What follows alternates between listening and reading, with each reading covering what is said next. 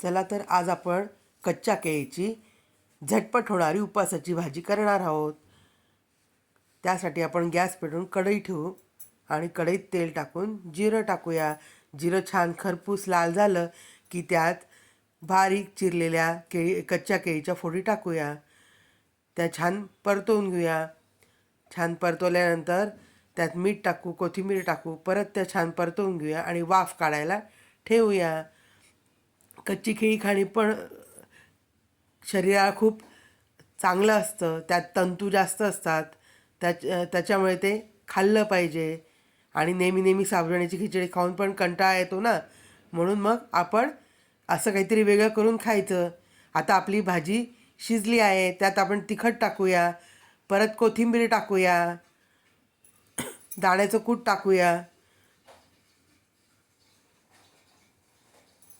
आणि आता आपण घेऊया भाजी खायला. चला तर खायला भाजी.